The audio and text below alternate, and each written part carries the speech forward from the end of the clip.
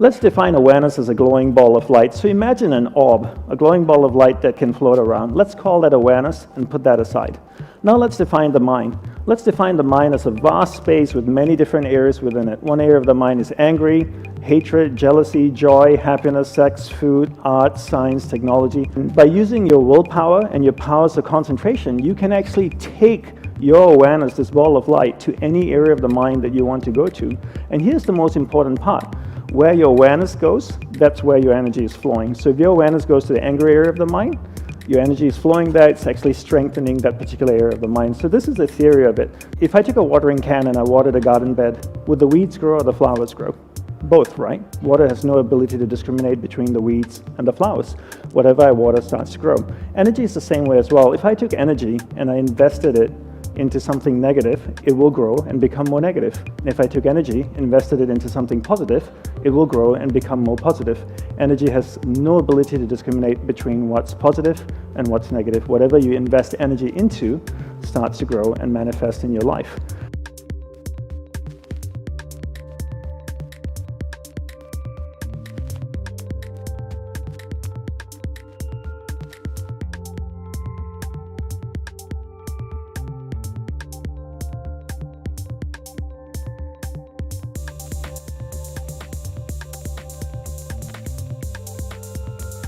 Let's define what concentration is. I define concentration as the ability to keep your awareness on one thing for an extended period of time. So if I can keep my awareness on this lady and hold it on her, I'm concentrating. If I allow my awareness, my ball of light, to move away, I'm getting distracted. I use my willpower and I bring my awareness back and I hold it on her. Being able to do that allows me to concentrate. Most people can't concentrate for two reasons, right? One is they've never been taught how to concentrate. Second is they never practice concentration. How many of you growing up here in school had classes on concentration every single day, the same way you had classes on geography, on math, and science? Anybody? I travel all around the world and I ask this question and nobody puts their hand up. How many of you, when you were growing up in school, were told to concentrate? Isn't that amazing? You get told to concentrate, but you never get taught how to do it. Right? When I was growing up, I got told to concentrate all the time. Dandapani, concentrate on doing your homework. Dandapani, concentrate on eating your food. Anybody want to show me how to do it? No. How many of you have kids? How many of you tell your kids to concentrate? Have you ever showed them how to? No, right? And then if you don't show them how to concentrate, how would they know how to do it? And then if you want to be good at something, you have to practice it. If you want to be really good at concentration, you need to practice it all day. People are good at distraction because that's what they practice all day long. It's not that they don't have the ability to concentrate. They've just practiced distraction and become really, really good at it. So how do we concentrate? We concentrate by practicing doing one thing at a time and integrating this practice into our everyday life. So for me, I look at my average day and I ask myself, what's a reoccurring event in my life? Every day I speak with my spouse. Every time I speak with my spouse, I give her my undivided attention. I keep my awareness on her. It drifts away, I bring it back. It drifts away, I bring it back. I keep my awareness on her. I give her my undivided attention. Now, every day I also speak to my clients. I speak with my clients. I speak with my friends, family. Every time I speak with somebody, I give them my undivided attention. If I'm on the phone, I give the person on the phone my undivided attention. I practice doing one thing at a time. By the end of the day, I've clocked about maybe 6 to 8 hours of practicing concentration. 6 months later, I become really good at concentration. 12 months later, I become really good at concentration. The best way to become good at something is to take a tool and insert it into a reoccurring event in your life. And this is the best way to become good at something rather than to create another practice in your life. Just take a tool and insert it into the practice, into a reoccurring event in your life.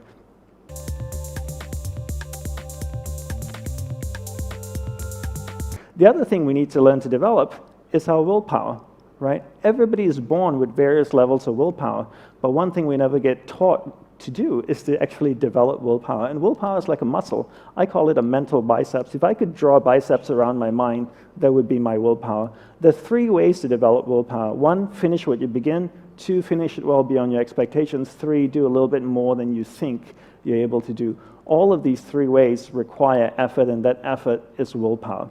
Right? So how do I develop willpower? I take these 3 methods and I apply it to things that reoccur in my life. What's something that reoccurs in my life every day? Every day I sleep. What a great opportunity to develop willpower. Before I go to sleep, I floss, I brush my teeth, put on my pajamas, I go to sleep. When I wake up in the morning, I finish the process of sleep. How do I finish the process of sleep? I make the bed every day.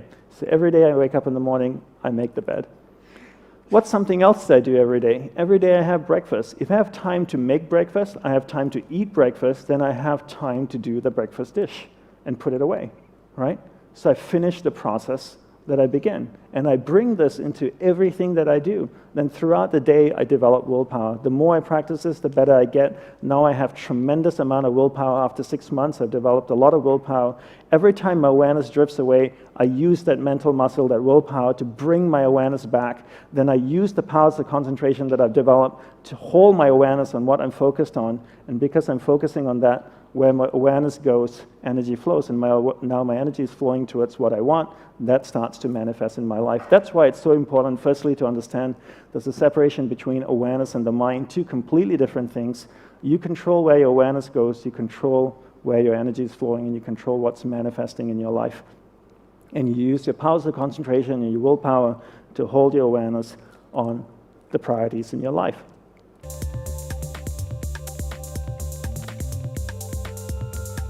The next thing we want to do is to learn to manage energy in our life, right?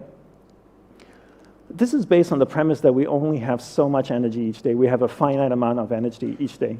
Each day we have this much energy. We take our energy and we invest it into people and things around us. We keep investing until we have no more energy left. We get exhausted. That's usually around 11 or 11:30 or midnight. We go to sleep. Our energy builds up again. We go out the next day and we invest our energy into people and things till we have no more energy. But the one thing most people don't do is we never evaluate who and what we're investing our energy in. So I always tell people to treat energy the same way you treat money. It's a finite resource that needs to be wisely managed, wisely reallocated, and wisely invested. No matter how rich you are, you only have so much money, right? And before you spend money, most of us think and evaluate what we're investing our money in. If somebody asks us for $5,000 or $30,000 to invest into a startup or a company, we would ask questions. We just wouldn't hand them $30,000. We would ask, what's your plan with it? What are you going to do with this money? What's my return on my investment? Because it's a finite resource.